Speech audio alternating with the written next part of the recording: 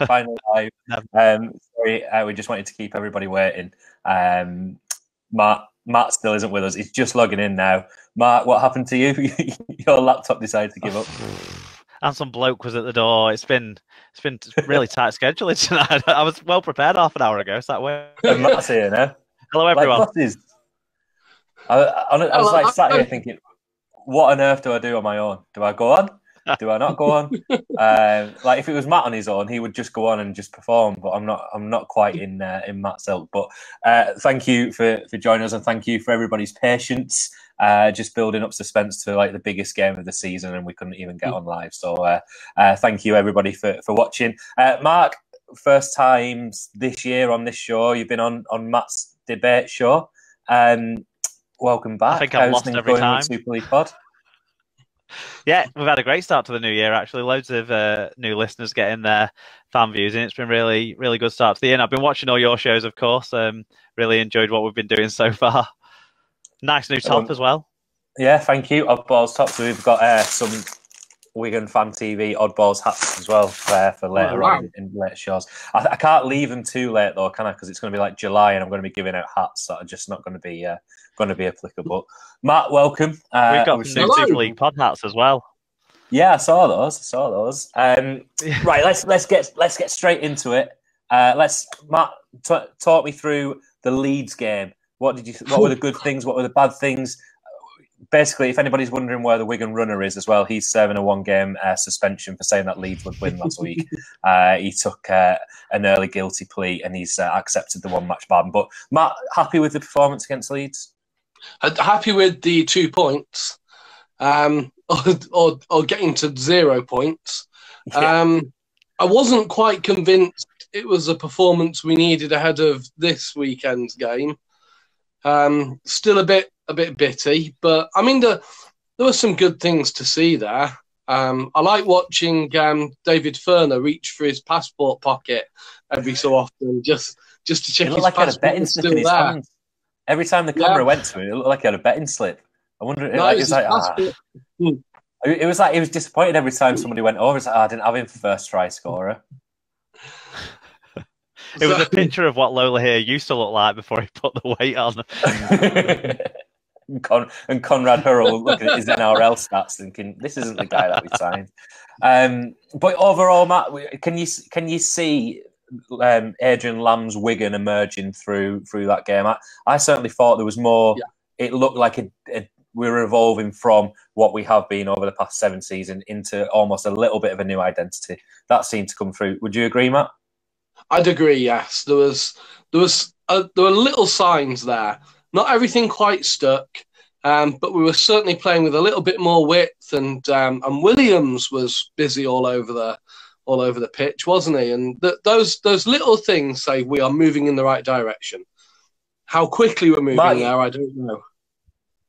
Mark, your take on it? I always feel like you look at a game completely differently to what I do. I feel like you've got a better insight of like looking at a game from a bird's eye point of view and seeing things that I just don't see. I'm always intrigued to know what did you think about the game? I don't think I've got a better insight. Maybe just a different insight. I thought I was really thrilled that we scored those last 2 tries in that game because they were tries from open play, and some of the things that we hadn't quite found yet, we finally found a little bit of making the right choices, which we definitely haven't been doing so far the first game and a half. Williams was class. I think he's been earning his money when he's been getting 53 try assists over the last 2 seasons, but he was class. But still, he left things out there, didn't he, as well? There was chances. There was that early in the second half, I think, when he should have run towards the post and he put a kick in instead to the other where 2 defenders were. So there's still decision-making things for him to learn. But isn't it great how good he is and there's still something for him to get better on? You know, it's the starts, isn't it? Both the Saints game, you guys talked about it a bit last week, but as well again this week. The starts, we're just missing so many tackles in the first 20 minutes of games. If we defend in the first 20 minutes like we defend in the last hour of games, then we ain't going to have too much of a problem defensively. So, yeah, it was nice to see those open play tries. And Joe Bullock, everyone loves Joe Bullock already, don't we? Yeah. I mean, there's the horse story. People around us were talking about it. Stu was sat just behind me, actually, Stu Minnis, and he was talking to his stepdad about it, and he wasn't having it that he'd beat a horse over 60 metres. But he's already a fan favourite, not just for, you know, fun stories like that and the great engagement that he's already given, but just like the effort of the performances. So yeah, I really like the Leeds game. Apart from that, those missed tackles on Briscoe for Ferris's try. Are you seeing a difference in the style of the game? Like, am I right in thinking that we seem to be going away from more of a split? That's what I seem to. We've still got the left edge and the right edge, but we seem to be very quick of not worrying too much about going up the centre. If we've got to go wide from right to left, left to right, we go and do it. Whereas previously, it always looked like we were trying to set up.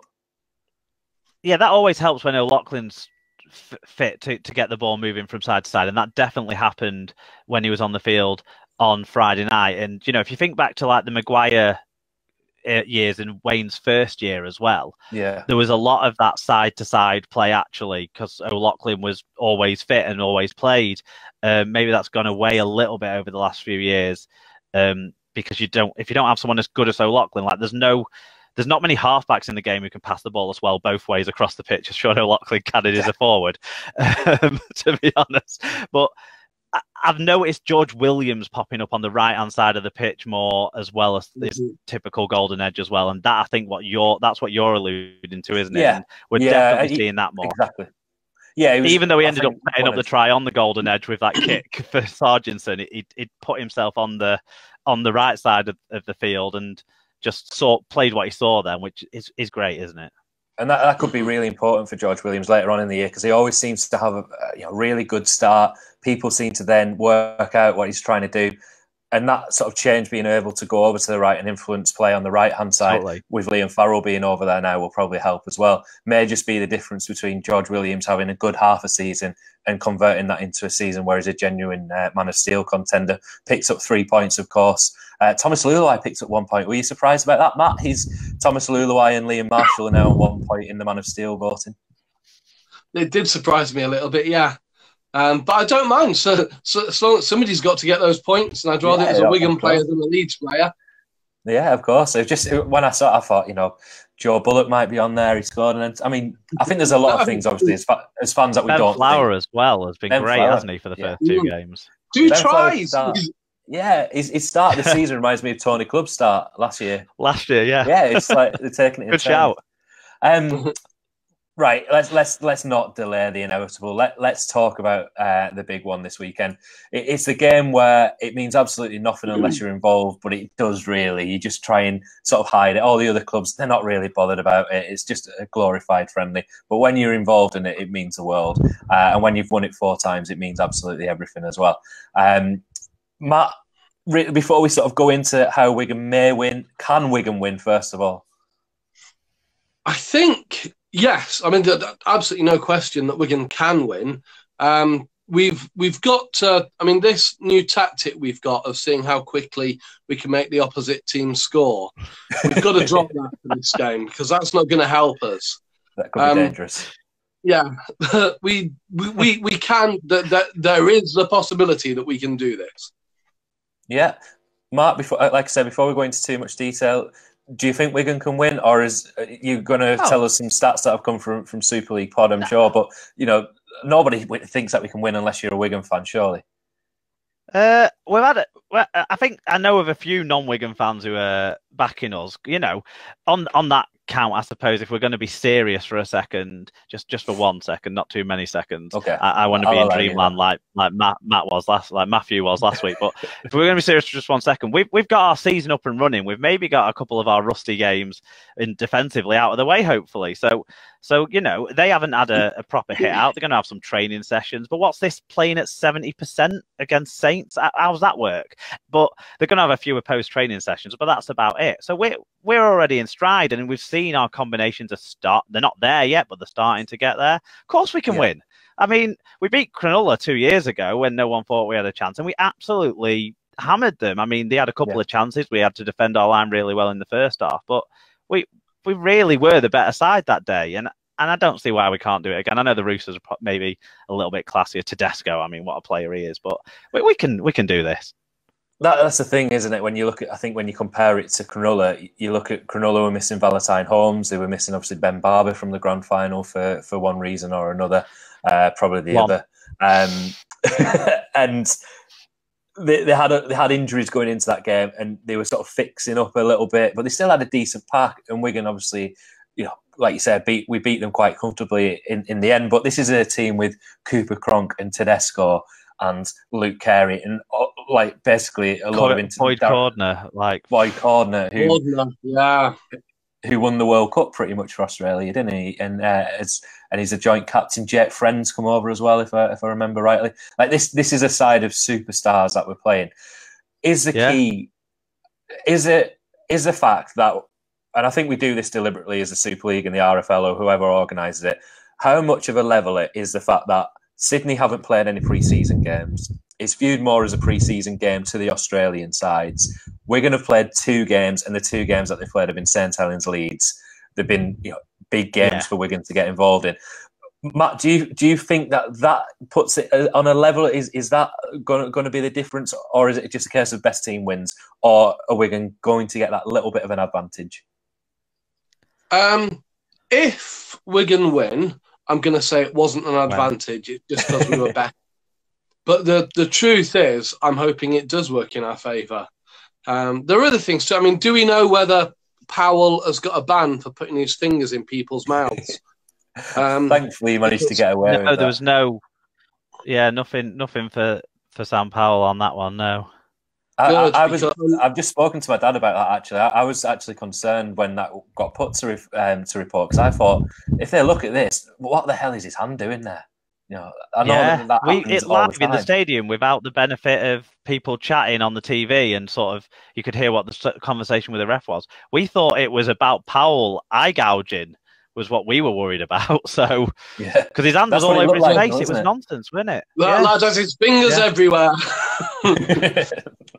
But no, I was actually quite disappointed with it was Luke Gale's response, was it? Who's got some teeth himself, hasn't he? Didn't he say if you put your fingers near someone's mouth, you can expect them to be bitten? Well, my dentist certainly doesn't agree with that. I think that applies to dogs, doesn't it? I think he's getting confused. I think it's more dogs. But anyway, I mean. Well, maybe that's what we're saying Mikolaj Alecki is. I don't know. Are we the prop forwards union? They're all chomping at the bit.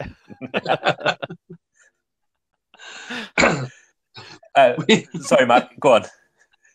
So no, I mean, if we've got a full, squad to choose from, we need it. So hopefully, no bans, no injuries. With a bit of luck, we'll have Sargentson back. We need everything to go in our favour, don't we? Absolutely everything to go in our favour. We'll touch on the squad in a minute, because I think one of the big things as well, that one of the big questions still amongst us Wigan fans, we always have to have a moan about something or a confusion about something, and it is that decision of 4 forwards on the bench. I'll come on to that just a second, because I think that's a really interesting byproduct of the interchange rule more than anything. I think that's the biggest influencer. But Mark, where do Wigan win this game? Is it a case of we try and beat them up front in the forwards early on, bearing in mind this is the same, obviously different personnel, but in 2014 when we played the Roosters, Sean Wayne came back and said we need bigger forwards, we need a monster pack to deal with teams like that, and then we ended up signing Frank Paul Nuwasala from them, and the rest is history. Where do we beat the Roosters? Do we, is it a case of fitness? Do we beat them in the forwards? Because a back line that's got Cooper Cronk, a team that's got Cooper Cronk in, is going to be very difficult to beat. Oh, are you asking me? I'm asking Mark. Sorry, I thought Mark. Oh, sorry. Resilience, isn't it? That's what we've got in absolute spade loads. That's what's won us 2 grand finals in 3 years. I think resilience and fitness to an extent, but that, and we're a little bit honed in after a couple of games. I'm really. I really think we're going to win. I don't know if I'm just in dreamland, but I really think we're going to win. So we go out there and perform, with that attitude that Sean Wayne instilled in this squad. but also Lammy's going to know a few little. He won't want to break his little lad's heart, bless him, out there in the biggest game of his career. But he's going to send the big lads at Lachlan. He's going to know Lachlan's weaknesses. He'll be able to pick him up afterwards. Mum can have a word. They can all cheer up. But during the game, I think he's going to know their weaknesses quite well. And so I just think we've got a couple of players as well. I think they won't all really understand how to legislate for. Sean O'Loughlin, there's no one like him in the NRL. There's no forward who can pass the ball that well, who's that much of an option in the passing game in the NRL anymore, because they're all just robotic, muscle-bound units. So that's an advantage we have over Australian clubs anyway. So the more time he can spend on the field. And I just think, we've got quality. We're not got international Australian players and origin players across the pitch, but we've got quality players. We're at home. There's going to be 20-odd thousand of us all cheering him on. It's going to be noisy. And we're not noisy very often, unfortunately. And I'd like to know why there was only 11,200 people there on Friday night. But I hope there's at least twice that many on next Sunday. And we can really get behind the boys. And resilience and crowd support, we're going to get over the line. Wigan by 8. Don't worry about it. Okay, right. Relax. Let's end the show then. Matthew Melling has spoken. Matt, you wanted a bit of time to talk about this, to talk about selection. Now, I don't know if you want to sort of defend Romain Navarrete at the end of the show, or if you want to do it now. We're going to talk about selection. Last week I said Romain Navarrete, probably if I was Adrian Lam, I would give Talima Tautai an opportunity last week. Romain Navarrete goes and has one of the best games that he's probably had in a Wigan shirt last week and got the response, and that's why Adrian Lam's the manager and I sit here doing these videos. But you wanted an opportunity to start your campaign, so Matt's campaign to make Navarrete obviously undroppable. Away to you, Matt. The campaign to make Navarrete obviously undroppable. Bit of a mouthful, so I'm shortening it to Camp NOU. And I'm hoping that the club will get behind it and market it over the next few weeks too, right?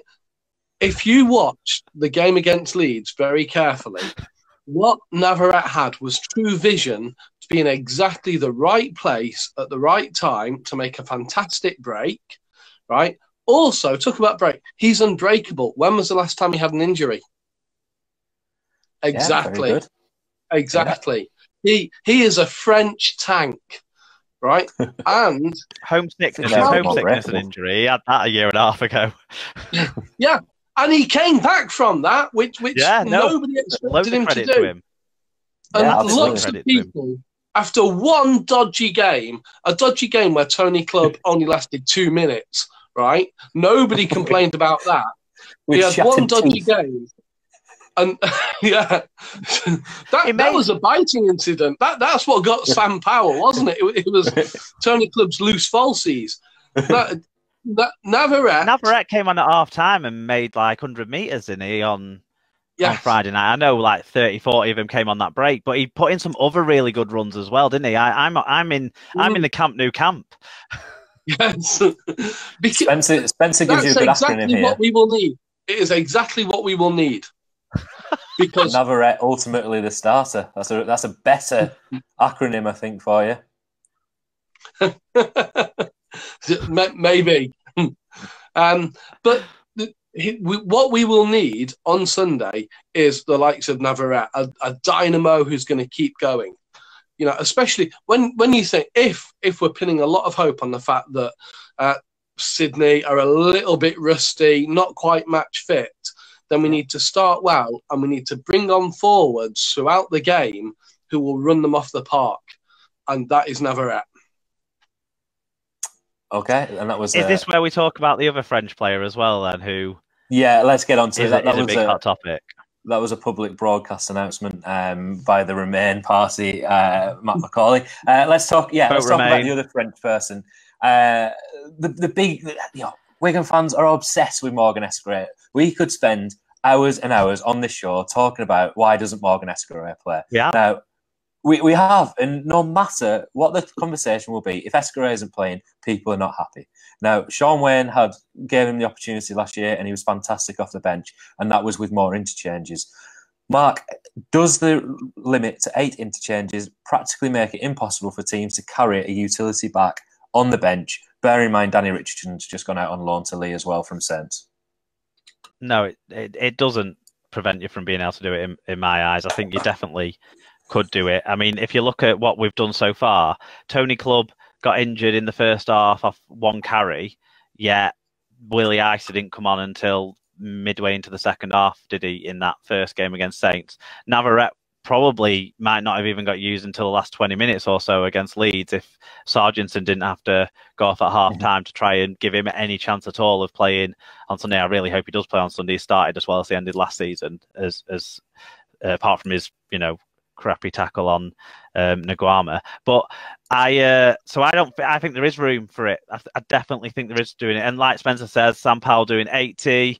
But even then, if you get an injury in any of those pivot positions, I think with Escaré on the bench, he can provide our team with cover for all 7 positions in the backs and the hooker position by virtue of Luluai moving there. I thought it was interesting, by the way. I don't know if you noticed a couple of sets in the second half last week against Leeds. Luluai actually jumped into dummy half for the exit set part of the sets to give Powell like a breather. That's clever, but that's another way of using what you've got to keep the people fit. There's definitely room for someone like Escaré. With 8 interchanges, I still don't think it's a luxury. No, I'd have him on the bench next week. All right, so on Sunday, do you have Escaré on the bench? How do you change it up on Sunday, or are you going with tried and tested over the last 2 weeks? I'd have Escaré on the bench in place of. It's hard to say who I'd have him in place of. Tony Clubb looks short of game time at the moment, and I'm not sure. Like, he went off before. It's been the earliest interchange I saw so far this year, pretty much, when he went off in the first half, and he only came back on for the last 6 minutes. Is there a question mark over that? So it might be Tony Clubb, because if there's a fitness question mark, if there's no fitness question mark, then it'd just have to be Willie Isa, unfortunately. Okay. For me, he misses out as things stand. But I'd have him on the bench. But we might have to start him, mightn't we? Because Zach might have to play centre if Sarge can't make it. Okay, we'll come on to that in a second. I want to challenge you on Escaré of being covering the back positions. I challenge you, the Escaré, it's turning into a match show, isn't it? A debate show. I challenge you with Escaré being able to cover the backs, with Isa being able to cover the centres, the second row and loose forward, being far more important than Escaré being able to cover the wings and fullback. I don't know. I think Isa is much more valuable, and this will be an unpopular opinion. I think Isa is more valuable on the bench than Escaré at this moment in time. So then, is that like it between you, the binary, one or the other, or do you still think Navarrete maybe could be pushed out, or maybe Bullock, because it's a big leap up. He's already made a big leap up. I don't want him to be dropped. None of us want him to be dropped, do we? But if it's a big leap up in it, would that be the way to go? No, if Sargent's fit, same team for me. Same team. Big bench, mainly because we got beat up over there in 2014. I know it's a different team, but they've got a big pack, and I would much rather have Hardacre at fullback for 80 minutes, solid under the high ball. Escaré is good under the high ball, but I still prefer Hardacre there. And do you not think we've got a bigger pack now? Greenwood on the bench. Greenwood's bigger. Clubb's a bigger player than he was back then physically. O'Loughlin's probably slightly bigger than he was back then as well. I think Greenwood and Bullock are massive blokes. That I think they make us bigger as well. So I think we're slightly bigger anyway. Yeah, no, I think you're right. I think we are bigger than what we are. I don't, there is another option, isn't there? Samet. Away you go. Samet. What about Samet? Yeah, does he get a game? Go on, Matt. What's your team for Sunday? Say Sargent's fit. How would you have the starting lineup and the bench? Who's coming in, or are you keeping it the same? I'd be tempted to keep it the same, but if I was going to make a change, I might consider changing Isa for Samet. Why does everybody hate Isa? He's one of those players where as soon as he's not playing, you notice that he's not playing. Yeah. Every team needs an Isa. Every team needs a Willie. Yeah, it's like a cold Willie Isa. Yeah. Okay, so the other argument then to throw at you, Matt, is say Sargent's injured, how do you address that problem? Do you put Ita into centre? Do you put Hardacre into centre? Put Escaré at fullback and risk more change? Or do you just go, as he did last week, Ita into centre, put Gildart back over on his left-hand side? You're the manager, Matt. You tell me how you're doing it. I do eeny, meeny, miny, mo. I don't know. I'm glad that decision isn't mine. I just think maybe with Sammett's kicking, it might be just something that we're missing a little bit in the moment. Although the kicking improved last week. I mean, if Samet was ever signed for a reason, it was to be the genius that sort of just does the unexpected. And if there was ever a time for him to do it, surely the biggest game of the season is, or perhaps isn't the time to do it. You've not answered my question, Matt. Come on. Apart from anymore, who Sargison's not available. He might not. Right. He might be available. He might not. Let's say he's not available. You've got a gun against your head. You've got to make a decision, and there's only one Navarrete. I'd switch Hardacre to centre. Escaré plays fullback. Okay. And bearing in mind, as Matty says here, Hankinson, they've said that he has been training with the first team, played at Swinton last week, but they've got him on standby. Does Hankinson get a shot? Third game it would be for Wigan, and it would be in the World Club Challenge, the same as Bullock. Made his debut against Saints, same as Bullock.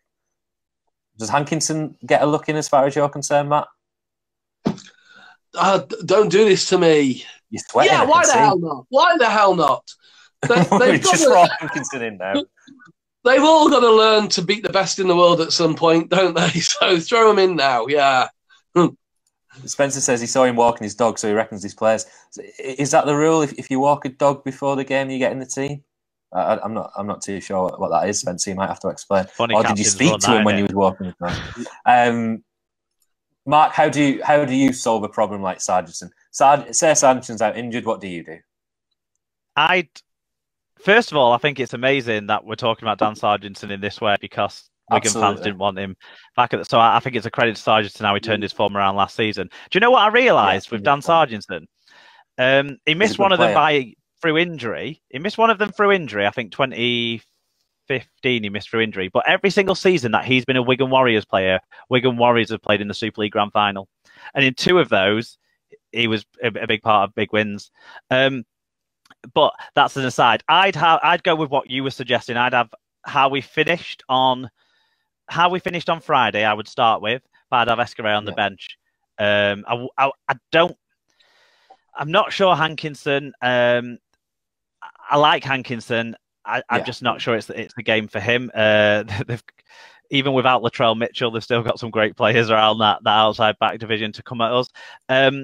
So I go with how you went, and then I'd have Escaré rather than Samet as my wild card player, just because Samet's going to be kicking game. Yeah, you need everyone else to have the pace and energy to support that, really, for it to really make a difference. Whereas Escaré himself is going to be the live wire. And do you know, I remember questioning Escaré defensively before he came to us because that was the big question mark over him. And in that first World Club Challenge game he played, which would have been his third game for Wigan, I think, against Cronulla, second or third game for Wigan. There was a kick. Yeah, there was a kick that he took that was a really hard take, and people were running at him and were going to knock him out. And I thought, this is Escaré dropping it all over, spilling it, putting us under pressure. And he took the kick, and he just rose in confidence from that moment. And that's one of the reasons why we all love him so much as Wigan fans. That moment, those couple of moments in that game where he stood up and didn't drop the ball when everyone thought he would. So I'd have him on the bench, but maybe start with how we finished against Leeds. Escaré's dad provided me with my favourite memory of winning the World Club Challenge, and I've said this on here before, but we were sat next to Morgan Escaré's dad, who speaks as fluent English as I do French. So the conversation was obviously limited, but it was just obviously you knew it was Morgan Escaré's dad just because every time Morgan Escaré got the ball, his dad sort of dropped down about 4 rows because he was trying to play on the pitch with him. But then he just burst into tears when the full-time whistle came, and just the raw passion of this guy who'd flown over from France to watch his son play in his second game for Wigan, just beat the best team in Australia. Had a fantastic game, like you said. He was a goal kicker as well, and I think he was pretty spot on with his goal kicking. And my friend who was with his dad, they had a handkerchief, and just this sort of such a small thing, but just this guy from Wigan passing this French guy a handkerchief to wipe away his tears of pride of his son winning the World Cup Challenge is something that I'll never forget. And I hope there's still happy tears on Sunday, even though he won't be playing. And you all need to get over that because they're going to go with 4 forwards on the bench. Prediction time. Matt, how are Wigan going to win? I assume they're going to win, and what scores it's going to be? And who are you pointing? Who are you pointing the finger at? Who is going to make the World Club Challenge their own? If you think every World Club Challenge probably has a player that sticks in the memory from when Wigan have won, whether it be Sean Wayne, Joe Burgess in 2017, who's going to make the World Club Challenge 2019 their game, Matt? I think, and I'll answer this in a roundabout way. You will clearly, answer it though, will you, this time? Yeah, I will answer it, I promise. We are clearly underdogs. Having said that, what's the obsession with dogs on this show tonight? I don't know. It's gone all doggy, hasn't it? Yeah, but Joel Monaghan's not even been mentioned. Yeah. Best we don't. Yeah. But my granddad had an underdog. He had a little dachshund called Sooty, right? And Sooty had a way of taking down bigger dogs. He would run underneath them, clamp onto the family jewels, and bring them down. I swear, I once saw him take down a Rottweiler like that, and a postman. So that's what it is. It's all about the tackle for the underdog. And so if we're going to win this, I think it's going to be the tackle. It's going to be defensive. So it's going to come from the likes of Flower, Hamlin, Navarrete, if you name 17 people, I am going to drive down to your house and strangle you. But this is it. It is going to be a team effort. But I think the magic is going to come from Sean O'Loughlin. Sean O'Loughlin. And your score prediction, Matt? Wigan 21, Roosters 14. Mark, over to you. Standout player. Who's going to make this their own? Well, before I give my thoughts, we've been running a poll on Super League Pod on Twitter, and this is kind of the outcome of that poll I've got in front of me. So I put 4 options: Wigan by more than 10, Wigan by less than 10, Roosters by less than 10, or Roosters by more than 10. And 5% went for Wigan to win by more than 10, so for us to have a big win. 17% went for us to win by a closer margin, but win still. So in total, 22% think we're going to win. 18% think the Roosters are going to win by a close margin. 60% think the Roosters are going to beat us by more than 2 clear scores. So it is stacked against us. I think it's going to be Wigan by 8. If I was giving a scoreline, I'd say 16-8. I think that this is when Zach Hardaker's going to really shine. I mean, I'm quite pleased that he's not getting points in the Man of Steel voting, because I don't think his recent history deserves being in a Man of Steel contention. But Man of the Match in a one-off game, that's a different matter, and I'm happy for him to lift that award on Sunday. I think he'll be good. I also think the Aussies will come away from this game thinking, who's that Ben Flower? How come we've not known more about him for all these years? I think he's going to be a standout player as well. So I think Flower and Zach are the 2 that I think are going to really win it. I think Hardaker's going to have one of those cover tackles. We've seen him do so many times for Leeds and for Castleford, where he runs across the pitch and takes someone down and slides them into touch with, say, 10 minutes left when it's a 1-score game, and then we'll get the scrum, we'll go up the other end, and we'll score the winning try, and Zach might have a hand in that too. So that's how I think. 16-8, and Hardaker will get man of the match, I think. Wonderful. Yeah. What are you? I can see a lot of the comments coming through echoing what you say about Ben Flower, and I think the starts of the season that he's had, we're only 2 games in, but it does look like it's not a breakthrough year for Ben Flower, but it feels like one of those years where, as people are perhaps just about to enter perhaps the twilight of the career. They have that one big season, if you know what I mean, where they really peak and then perhaps sort of plateau off after that. And at this moment in time, it feels like he's on the verge of potentially having one of those seasons. And it's just about long enough since the Lance Hire moment as well, isn't it? That some people will have a vague memory of his name, but not necessarily remember why.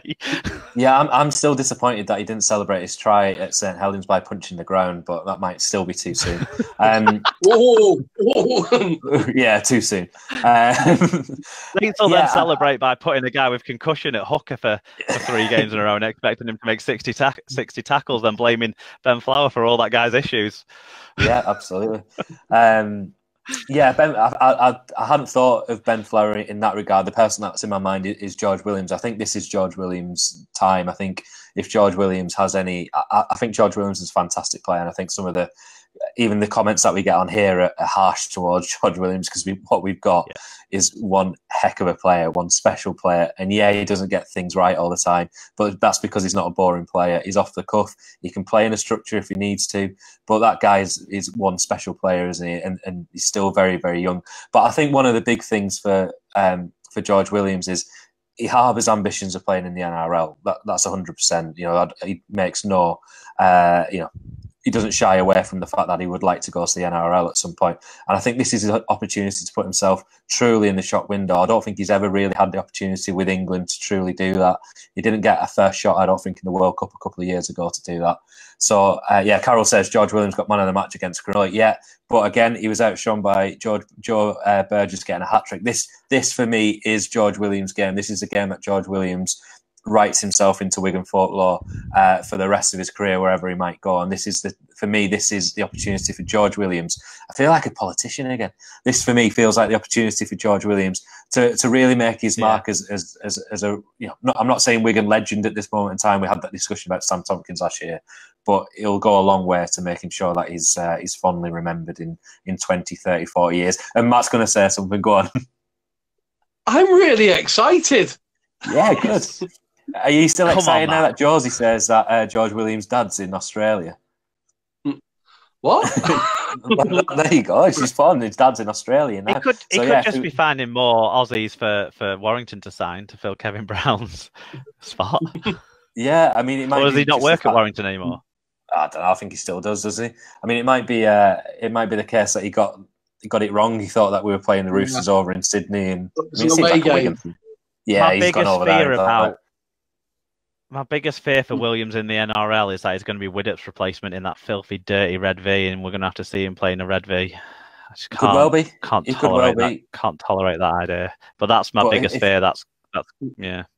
If that happens, don't worry, because we'll have Owen Farrell next year, but that's a completely different scenario. And we'll have the world's best rugby union player after winning the World Cup sign the season after. We'd get him without him being on the salary cap at all if you could get Farrell.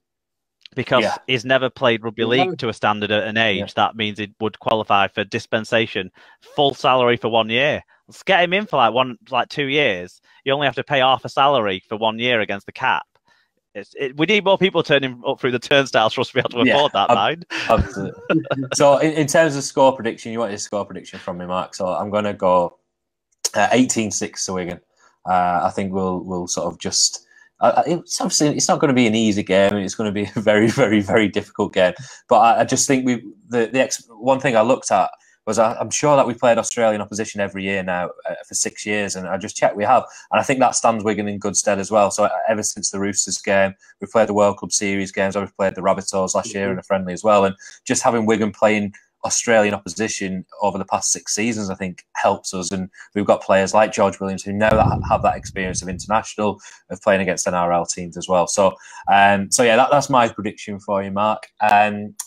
Matt, have you prepared anything for us? I feel like your rapping days. Yeah, sorry, go on.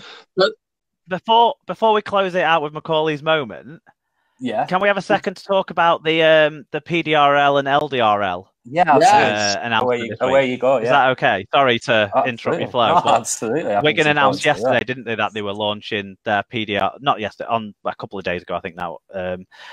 Launching their PDRL and LDRL teams, and then the Wigan team was announcing the launch day for the LDRL competition. That's kind of informal fixtures, but Wigan are playing our very first ever Disability Rugby League game on Sunday at Robin Park at 3:00. And I understand that it's going to be a bit of a mixture of PDRL in the first half and LDRL in the second half. But most importantly, our historic first game, is going to be against our biggest rival, St. Helens. So anyone who can get down and support those guys as they go out there and pull on the cherry and white for the first time, and hopefully beat the arch enemy for the first time as well, that would be a great start, wouldn't it, to our new community venture there with those teams. So come on, the LDRL and PDRL. Yeah, absolutely. Well said, Mark. And that's free to get in for any ticket holders as well, I think, isn't it? Before the Roosters game on Sunday. That's my understanding. Yeah. Yeah. So if you fancy watching some rugby before the rugby, get down to Robin Park. And that's again, we spoke about this last year, didn't we, with PDRL, and had Adam Hills on here, and just the development of that, just in 12 months, has been remarkable. Warrington. It's pretty much 12 months to the day that you had Hills on, isn't it? Yeah, pretty much, and it's been downhill ever since. I remember watching it in Berlin, and I just had a Facebook memory that I was in Berlin 12 months ago. So there you go. How the hell did Adam Hills come on this show? Jesus Christ, he probably thinks the same thing. But anyway, Matt, desperate to come back. It gave him the platform to launch. He's so desperate to come back on. Yeah, never mind. That was good. They were good times, weren't they, last year when we had proper guests on and things like that. Anyway, Matt, over to you. Over to you. A stand-up comedian of some West Country recruit. Yeah, absolutely. Now, rapping, Matt. I feel like you're getting a little bit sick of the rapping. I was going to say that this is my last ever rap. I am retiring my inner rapper. Well, all the viewers have just gone up now. They normally go down at this stage, but this is the last ever one. The last ever rap. Okay. Mm-hmm. Before I get shot in a drive-by shooting or something like that, because it's becoming too big a part of my life. The gangster life just isn't for you. It's not, unfortunately. So you don't have to wear the horns going to Tesco. He wears them anyway. You're doing Swindon. Okay, here goes then. I'm a Wigan fan, and two words will soon collide. These Roosters may be good, but it's all about the pies. We've been doing this for years. We just won't go away. Even if they beat us, we'll be back another day. It's forever in our blood, simply the best team. Give us a lifetime of promises and a world of dreams. Yes, I'm channeling pure Tina for another World Club spree. We'll take these Roosters to the cleaners and then go all Disney. When Wigan wish upon a star, the world will see how good we are. Wire fans will take us to their hearts, and Saints fans too. We've got Zach at the back, Club and Benny in the pack, Lockers pulling all the strings, and Williams will attack. If we want to rule the world, we can't afford regrets. Heads high, flags unfurled, winning try, Navarrete. So, put your hands in the air, let me hear you say, we're going to beat the Roosters because we play the Wigan way. Put your hands in the air, let me hear you say, we're going to beat the Roosters because we play the Wigan way. Wigan, Wigan, Wigan, Wigan, yeah. Oh, amazing, well done. I mean, who invented auto-tune? Why do we need auto-tune at all? That was some singing in the middle there. And we all we all look forward to your next venture, whatever you might. I mean, you did start with poems, I think, if I remember way back. I think I did, yeah. Yeah. So we've got AC/DC Experience playing on Sunday at the DW. How Matt Hennessy and Martin McLaughlin at Wigan haven't found a slot for you at half-time doing that wrap-up just before the game. There would be nothing more that would get the players pumped up than being stood in the tunnel and hearing your singing as they walked out. I mean, Matt's the destined for the gold suit, isn't he, at some point? Yeah, destined for the gold suit at some point. Can you imagine they'll be quaking in the boots if they were stood in the tunnel waiting to come out and they heard that? I think they would. That's one way to get out. 22,000 people with their hands in the air. Yeah, absolutely. We need to make over this their happen at ears. some point. We need to make Over this their happen at ears. some point. He's just my only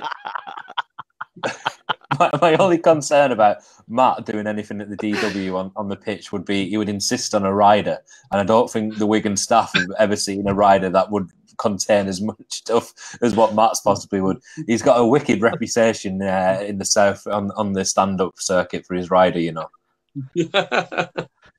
We've heard about it. Yeah, Josie says get Matt rapping. Honestly, you've got the horns for it. Bring it to the south stand, Martin says. Michael says X Factor. Martin says Eurovision. Don't stop the rap. Chicken pie. Spencer says gutted. I mean, you've got a fan club definitely there, Matt. So the retirement's not going to go down too easy on the Wigan public, I don't think. But it's just setting up the triumphant return. I've called it early. Yeah, it's all about the reunion, is it? It's all about getting back together. Oh, Matt, we like your rap so much. Do your rap again. Oh, Matt, we love your rap. Oh, this is what it's all for. It is. This is it's working already, hasn't it? This is exactly what he's doing it for. When he finishes this, he goes back on and just looks. He searches Control and S Matt or rapping and just looks for all the comments, and that's what's behind him on the wall. All these comments of people that have put on Facebook. It's building up to Matt Macaulay fan TV. That's what we're building up to. Hey, there's been honestly, or at least we've had discussions. We've had discussions. Don't you worry. Maybe in the pipeline. Anyway, everybody, thank you so much for watching. Let's hope that next week when we're previewing the whole show, that Matt will still be alive. One from that coffin fit, and two that will have 5 stars. Go on, Matt. What were you saying? What? Matt was having the rapping days are over. The drive-by team have come and got him already. Yeah, right. Okay, I'm going to end the broadcast just in case. I don't want somebody to die on air. So thank you everybody for watching. We'll see you. Bye-bye. We'll be at the DW on Sunday. Come and say hello. Bye. And we'll be back for the Hull FC preview next week with 5 stars above the badge.